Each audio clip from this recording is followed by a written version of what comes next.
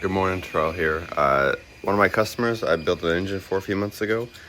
We have a brand new throwout bearing in the car and it sounds like it's making some noise. So I'm going to go ahead and pull this engine back out, inspect the throwout bearing, and let's see if it actually needs a new one or if something's rubbing or what's going on. Here's the car. Let's get started.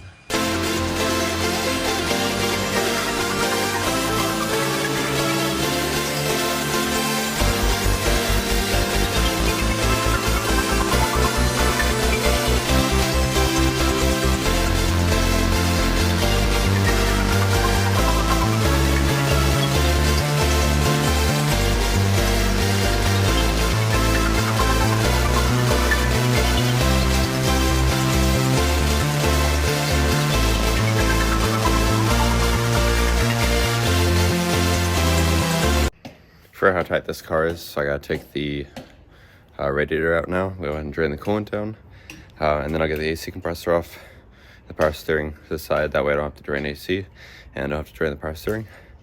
And then it should just be bell housing bolts and downpipe, and yeah, then the rest of the coolant stuff. And this is going to be a car, because it has an external wastegate, I think I'm gonna drop the headers and potentially maybe take the turbo off. That way that I don't have to worry about the external wastegate hitting the transmission, and I just don't want to take it off, to be honest. If I just keep it on the headers and the up pipe, it should be, I think, a little easier. We'll see. Got the coolant draining. Watch this, it should. Let's see how she looks down here. Ooh. Oil pan is scraped. I think the oil pan itself is leaking. Right there. Yep. I have to get that welder or something. That's crazy. Valve cover looks good. Underneath looks alright. This oil pan leaking. Huh.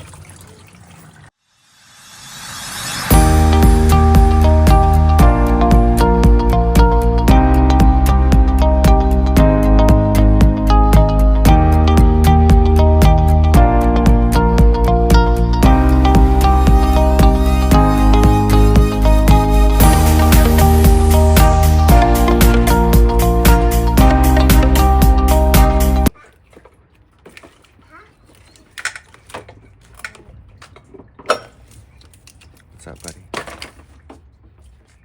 Even when I just do a simple clutch job, I have to pull the O2 sensor out. That way I don't have any chance of breaking the wires when I pull the engine. Got the harness off already.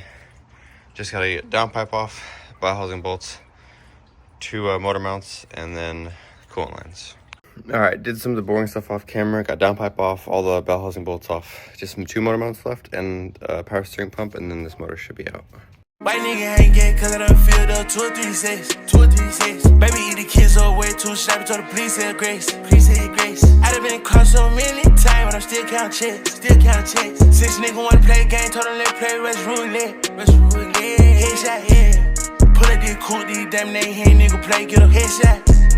I ain't wanna do it, but a nigga had 2, all you seen was a headshot. Alright, there go. She don't give a nigga that. Alright, engine is out. Clutch looks pretty good back here. A little bit of scraping there. See how this throwout bearing looks and sounds.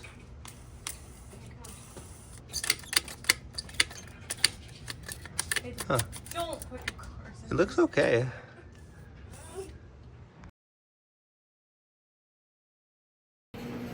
Well, as you saw, the clutch fork looks pretty bad. I think we're just gonna get a new clutch fork. It's a 2000 Legacy tranny, and I don't know if we swap it to like an 06 Everex clutch fork with the pivot ball, if we have to swap clutch and stuff or not, because I don't know.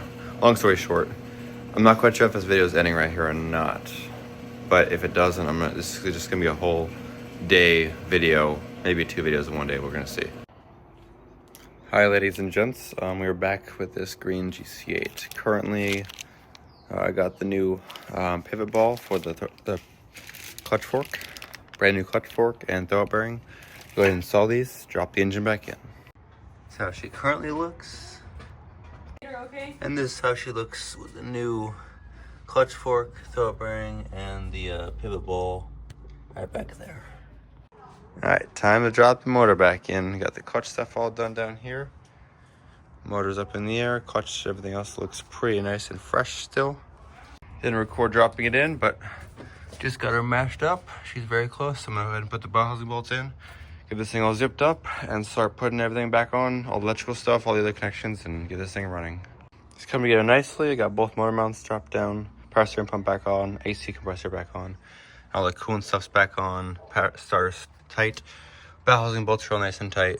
Biggest thing I want to talk about in this little clip is for your fuel pump or your fuel lines, the one that comes off of the fuel filter always goes to the top, and the one that comes to the little dampers like this is always the return, coming up like that. If you do it the other way, it's backwards and it won't run. Another common mistake people make when doing these, when you have a compressor tensioner that's this style for the AC, there's a little piece right there behind this nut. You need to line it up in this groove. If you don't, you're gonna destroy your timing cover. Make sure, if you have a Subaru, plug in your wideband. But she's all back together now. I'm gonna go ahead and move her to over there, and almost ready to get back to the customer. This car doesn't shoot flames or anything crazy like that. Just kind of a little quick video of me pulling an engine and doing a clutch fork and pilot bearing, or a clutch fork release bearing job. So thank you for watching. If you like this, let me know. I'm trying to just point things out that I notice when doing a car that are helpful for other people.